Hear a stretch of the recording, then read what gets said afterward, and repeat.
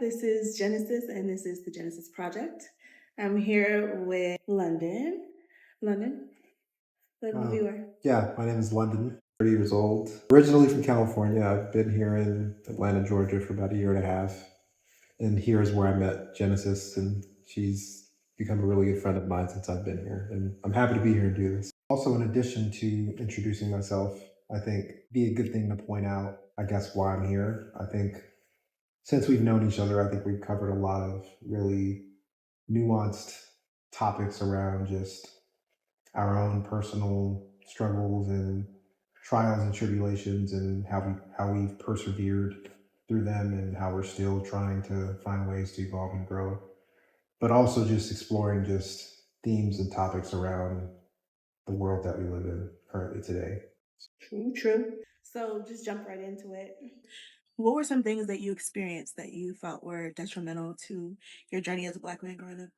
I feel like that's a loaded question, but I think a couple of things come to mind. I would say the first thing for me would be not having a father in the home, but also having a being living in a single parent home with a mom that, quite frankly, she did the best she could, but it also wasn't the best job. Um, she was an avid drug user for most of our lives, an older sister, and she was an avid drug user for most of our lives. There really was never a space in our home where we felt like we were loved, nurtured, safe, or felt safe or seen. The dynamic always just was very explosive and chaotic, and you never knew what you were going to get from her. I think in that, for me, as I continued to get older throughout my childhood, I came to realize that I really didn't have any confidence. I was like very shy and very timid, and just my self worth wasn't what it should have been, especially as a kid. Like, you want to feel like you're in an environment where you're being poured into. And for me, that just wasn't the case. I would say the second thing is not being able to have the resources to know myself because we grew up so poor and we really didn't have the finances and means to go to summer camps or do the things that kids do to kind of help you figure out what your identity is. Mm. I feel like everything around me up until the point I was able to start playing football at 12, 13 years old. So, what were some things that you felt like you experienced growing up that was detrimental to your journey as a Black man? Um, I think the first notable thing I'll mention is not having a father um, in our home. He was I mean, back in the 90s when being a pimp was a thing, that's what he was doing.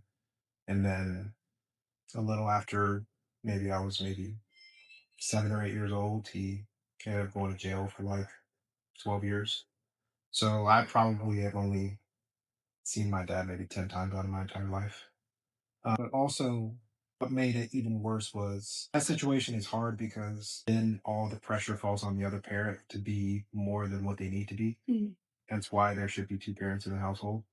But in my mom's case, because she was an active drug user, now the pressure of her being mom and dad had to be there even more. And because of her own personal issues and things that she's dealing with, she did the best she could, but she also fell short a lot. Mm. We didn't really get the things that we needed from a nurturing standpoint. And it felt like a lot of the things that we experienced and witnessed made us grow up faster than we should have. I remember being a kid and just seeing my mom get physically abused, emotionally abused by men that she would date. And I feel like for any kid, that's the last thing you should be witnessing and seeing. And even getting to the point where like, I had to like break up some of those little scuffles. Wow. But then on top of that, you have all this negativity swirling, all this chaos swirling. But in that, there's no positivity, there's no nurturing at all. I feel like for me, my self worth as a child and my identity as a child, it felt like I almost didn't have one. Mm. Um, Your childhood? yeah, Okay. no, it felt like I almost didn't have one because there was nothing positive to counterbalance the negative. All I saw every day was just negative, negative, negative. What also didn't help water that was the fact that we also just grew up really poor. Mm. So we didn't have the resources to go to summer camps or try to do things to take our mind away from what we were dealing with at home on a day-to-day basis. But also things that like playing sports. Like the only time I got to play sports was at school. Like we really didn't play for any travel team here or anything like that. Mm. And we weren't allowed to like go and play with our friends outside. Like a lot of the time it was just me and my brother. We'd go outside and just figure it out and get in trouble and Be try to as fun figure as possible, yeah, huh? yeah, yeah, so we don't have to go inside. Yeah. But that was really hard because and I feel like this what happens with most people is when you have a childhood that is just so explosive and unpredictable and it lacks nurturing. As an adult, you have to figure out a way to make up for that own trauma on your own. And you have to reprogram your nervous system in so many ways that it's not used to because you had no one else from the beginning to shape that for you. If I had to list like three things or a couple of things that stand out to me the most regarding the question you asked, I would say that's those things are feel the most painful to think about. Do you feel like you had to hold it together when you didn't have it together? Yeah, absolutely. I think also I feel like this is a cultural issue as being a black household, and I feel like some black households out there where there really isn't a framework or foundation around mental health. It's like almost taboo. Yeah, it is. It is like taboo in a way where it's like, oh, therapy's for white folks. Mm. And my mom was very much that way, where it Mm. was just, oh, like pretty much your man, like so, Mm. and there was never a space for us to cry about anything or process anything. Like all the things that were happening around us, we kind of just had to just keep going or, oh, just go to the room Mm. and figure it out. Mm. Like there were no healthy pathways to process all of the traumatic things that were happening every single day. Gotcha. Yeah, that's a lot of people's story out there. Absolutely. I think you kind of touched on this a bit, but did you ever feel like you had a safe space to kind of express yourself growing No, up? No. I didn't. I never had a safe space growing up, which I think is why I ended up in my early mid 20s, kind of going through an identity crisis and not really knowing who I was because there was never a framework or foundation built around how I can look internally to figure out what that looks like. So no, that didn't exist at all. So, what were some things that you had to unlearn as you Mhm. got older, as an adult, looking back? Yeah. Say the first thing that comes to mind is the idea of validating my emotions. I think that's something that took me a while to not only understand, but to also internalize that in a healthy way. So I'm taking actionable steps Mm. to do that, but also in a way where if something happens to me or around me, I'm not looking to blame people for the wrong reasons, or I'm trying to find healthy ways to process things. So I put myself in a position to have the best outlook on how I can grow from it. Because I think a lot of the times when things happen to us, especially when people are involved, there's so many different emotions, so many different players that exist in that situation that I think a lot of people miss the logic in what's going on because they're reacting emotionally. As I've gotten older, I've had to figure out how to balance emotions, validating them, but also moving with logic. Emotions are there to process and to feel, but the logic is how do you take the actionable steps to actually grow from it? And what are you doing with that logic to apply it? Something that I personally know, I feel like you had to unlearn and still working on is the overthinking. I Oh, think yeah, you overthink yourself out of a lot of things. I do. I think imposter syndrome is definitely another big one. That definitely stems from childhood because I can't recall my mom ever saying anything positive to me. Mm, this deep. I can't even, I swear to you, I can't even recall her telling me I love you growing up. Like, I can count on my hand how many times she's given us all hugs and has shown us affection. So I think being in a household where you never are receiving those things, Mhm. it makes you feel inferior about yourself. To segue that, when you ask me why I doubt myself when I shouldn't sometimes, when you're in a situation or in a household where you have someone that's constantly not pouring into you, and most notably your own mother not being able to do that, it put me in a position where even now I feel like I have to reverse some of those patterns of not having imposter syndrome and not doubting myself, because in my mind it's like, oh, if my own mom didn't believe in me, even though maybe she did, but it's the fact that she never said it. And in my mind at the time it was, well, if my mom can't say that she believes in me or that I'm good, then why would I believe that? Mhm. You're the one that birthed me and you can't even tell me that. So why should I believe that in myself? So I feel like throughout my journey of living, I've had to reverse a lot of things that were caused by my childhood. Like me and my siblings we're very much all self-taught. Mhm. We've had to learn the hard way through trial and error and just being like, like I don't know if this is a good direction to go, but if I butt my head, I mean, I don't really have anybody telling me to go right. So I, Right. I got to go left and just figure it out, you know? And Mhm. it's not that you want it that way, but you don't have a choice. And then you just hope that when you don't want to bump your head, but in the case that you do, you at least can say, well, okay, oh, well, okay, like I can at least take the lessons from whatever this situation is and apply it so I can move forward from it and grow from it. So the love that she gave, it was it just assumed that she loved you, or I think at the time when we were, well, I'll speak for myself because I don't want to speak for my sibling. I'll say for me, at the time, I really couldn't tell, because when that's all you know, you just assume that, well, I guess this is how it's supposed to be. And then mm, you also you're still young enough to not understand the nuances of what being a parent is and mhm, how you're supposed to be treated and how you're supposed to treat your kids. mm. I didn't understand what that looked like for me. So for me, it was just, oh, this is my everyday life. So this is just what it is. So that even that was trial and error. Yeah, Okay. yeah.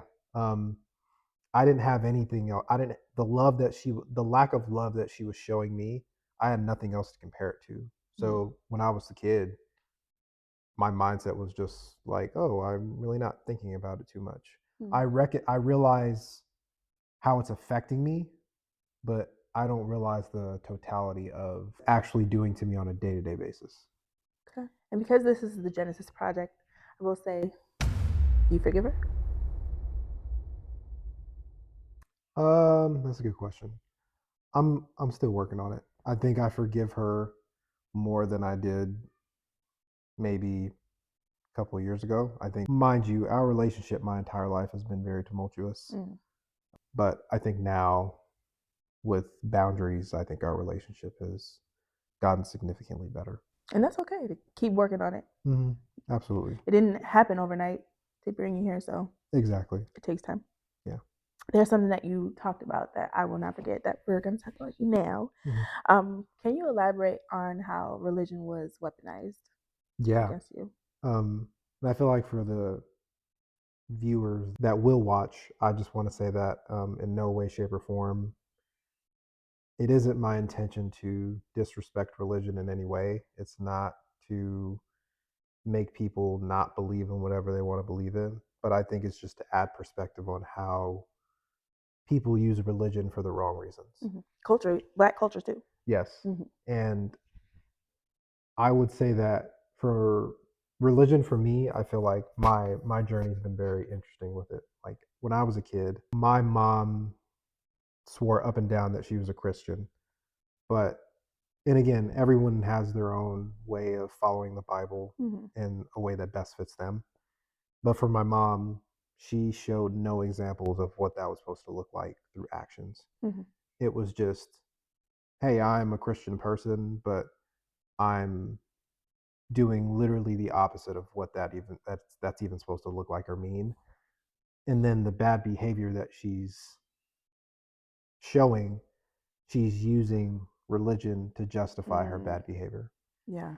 And I feel like a lot of people do that. And my problem with that is if you have to use religion as a scapegoat to hold yourself accountable or to put yourself in a position where you can't grow, you're really not using it for the right reasons. If Yeah. you have the religious piece and you have the idea that you want to believe in something, but you don't have the proactivity to come with it to make it come together, you're really not serving the right way Hmm. because you need the proactive part as a foundation to say, okay, how am I going to use my actions to be of service in the way that I want to be that best resonates with me, but also the religion I'm trying to follow. And Mm. I feel like oftentimes that piece is left out. And people just say, oh, well, I believe in God and God's going to do this for me and God's going to do that for me. But what actionable proactive steps have you done Hmm. to even put yourself in a situation to be asking for the things that you're asking for? Right. You want growth, but you yourself aren't doing anything to Yeah. The grow. faith without works is dead. Hmm. Yes. Hmm. And I feel like to what you just said, that piece a lot of the times is missing. Where the trap happens the most is people get so caught in this ideology that they're religious that they can't hold themselves accountable to Mm. what you just said, Hmm. which is having the religious piece but not the work part. Right. That I feel like that's the deadliest trap that makes this conversation not good for the people that do that. Hmm. You said that she would use religion to justify bad Mhm. behavior, but was it ever used against you for how you guys were raised in the house or things that you guys have done? Was it always like beat over your head? Oh, absolutely. We, me, my other siblings, we weren't bad kids. Mm. But any little thing that we would do, like for example, like if we talked back, and when we would talk back, I feel like we were more so just asking questions, just trying to understand what was going on around us because it was so chaotic. Hmm. But in Black culture specifically, it's shut up and do what you're told Hmm. and don't give me no lip. Hmm. For us, it was, well, this doesn't make sense. Hmm. So I really just want to figure out why this is all happening and how my mom would use religion to weaponize us in those moments was we would ask a question and she would frame it as, oh, well, God said you have to serve and respect your mom Mm, no okay. matter what. Mm. Even at the cost of her disrespecting us, even as adults now, she still will do this from time to time. Where in her mind, us disrespecting her is us challenging her. There's nothing wrong with your one's perspective being challenged. Like we're just trying to have a conversation, but in her mind, it's, oh, you're challenging me. I'm the matriarch of the family. Mm. God is gonna do something bad to you if you don't honor and respect your mom. I'm like, there's a little verse right under that, and that most people forget. Mm-hmm. Do not provoke your children to anger. Mm, that's deep. Sorry you went through that. So I have another one for you. Yeah, shoot. So with that, how did it impact your perspective about believing or God or religion as you got older? I think for me, it's taken a lot of time to reframe my brain around what religion or spirituality looks like for me. Hmm. Um, for a while, I wanted nothing to do with it because the only attachment I had to it and the only image that I had to it was The the negative. one that my Mm-hmm. mom created for me. Mm. So it took a while for me to step outside of that. And once I made the decision internally to say, I don't want her to have power over my spirituality and my being anymore in that way, Mm-hmm. I decided to just become more curious and not only do my own research, but also ask questions to other people that were religious or spiritual around what their journeys look like and how they were able to immerse themselves in a way that best fit them to go on their journey and start it. And I think for me, now currently where I'm at with religion or spirituality is, do I believe that there's a higher source and there's a God? Absolutely, I do. I would say I lean more so on the spiritual side rather than like, I'm not going to be one to open a Bible and read verses. Mm-hmm. But talking about the conversation of spirituality and religion, obviously, again, that looks different for everybody.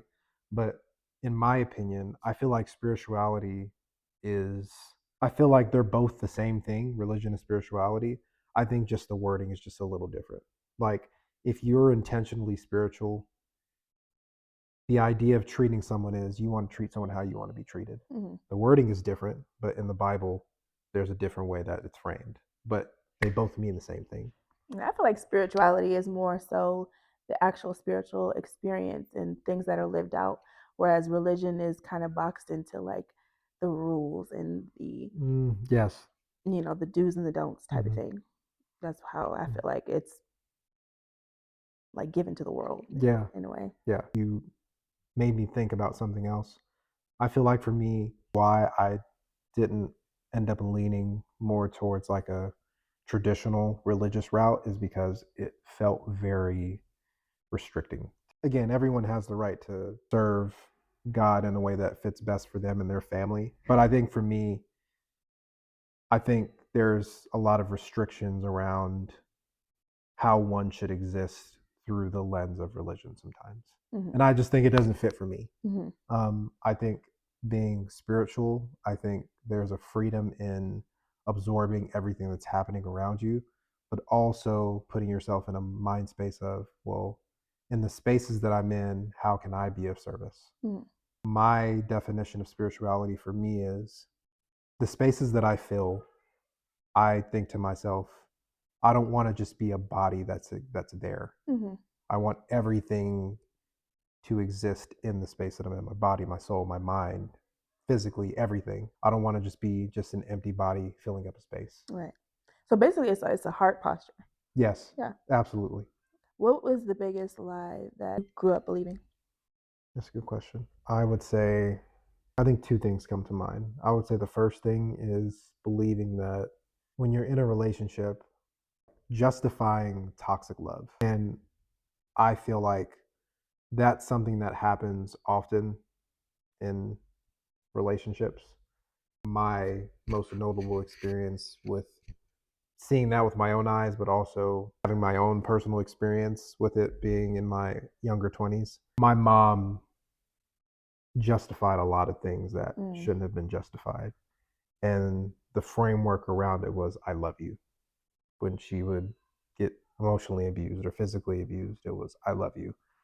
And I'm still going to be with this person that did XYZ to me. Not only are you hearing your mom vocalize these things and affirm them vocally, but also these things being affirmed physically through the other person's actions because she's allowing him to continue to do this.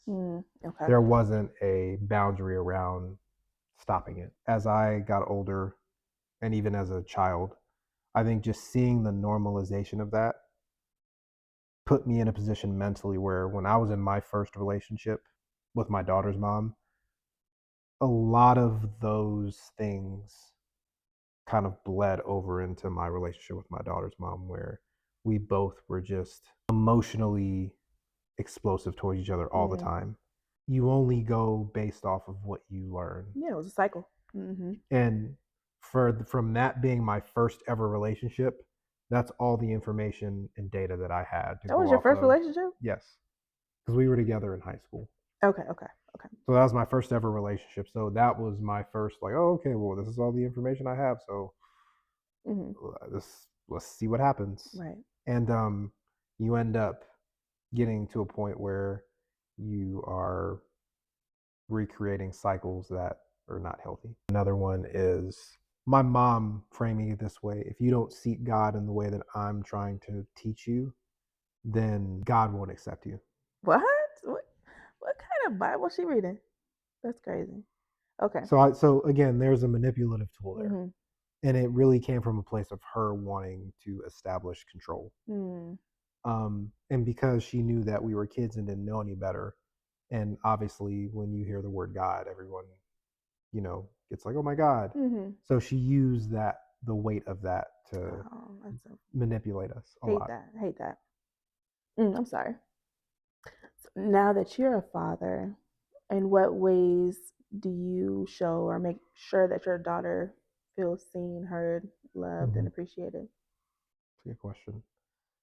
I think for me, The most important thing for me is letting her know that she has a space to tell Express me yourself. Mm-hmm. what she's dealing with or going through and to express herself.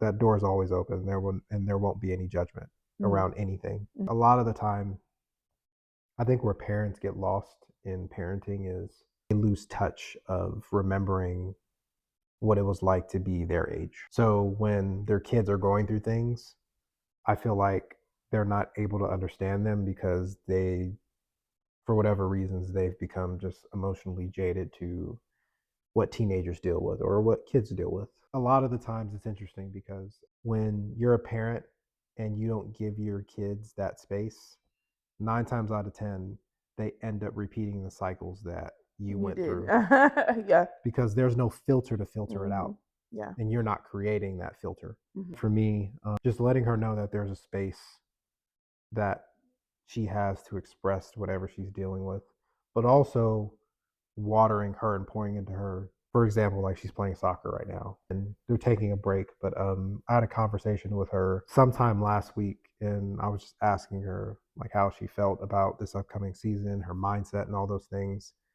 And just ways she wanted to improve. And the main thing that I told her, because she was just like, oh, like I feel a little intimidated because I'm going to be playing against girls that are a little taller and bigger than me. My response to that was, well, if you feel slower or if you don't feel as quick, usually the thing that you feel inferior in always has a solution. So if you feel like you're slower, practice will be the cure for that insecurity that you have. So Mm-hmm. if you feel slower, that means you need to run more. Mm-hmm. If you feel like you're not a good scorer or you feel like you don't have the power to get the ball out of the net, then we need to figure out a program for you that is conducive to you being more agile and quicker and being able to score. Also, another thing that I experienced growing up that I don't want my daughter to go through is not being able to voice how she feels, but also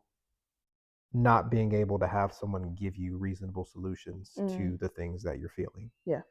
And with her, I try to do that as much as I can. When we were having this conversation, she was just very open and was just listening to everything that I was saying. And I think it helped because she was like, oh, daddy, like, I love you. Thank you for telling me that. That really helped. Now it's just a matter of her applying it. Just me telling her any insecurity that you have around your game, practice is the only way to cure that because no one can control how much you do or don't practice. Like that's on you. So if you want to get better at it, just practice more. And you tell her you love her, And I and you tell her I love her, and I affirm try to her, pour hug into her. her as much as I can, and Mm-hmm. just reaffirm to her that you are worthy, you are enough, and everything that you want to go after in this world, it's literally not possible. Like she wants to play college soccer at one point, and me being a former college athlete, I was like, believe it or not, it's really not that hard. If you do your part in going to school and getting good grades, and you perform well enough to have scouts look at you. I mean, there's thousands upon thousands of colleges in the United States. You just need one or two or three to say, hey, we like you, come to our school. It's not that hard. You have to do your part so then they can do theirs. Yeah. So she was very receptive to everything that I was saying. But also, in addition to me adding that piece, it's pouring into her and putting that battery in her back to let her know, like, you can actually do this. Mm-hmm.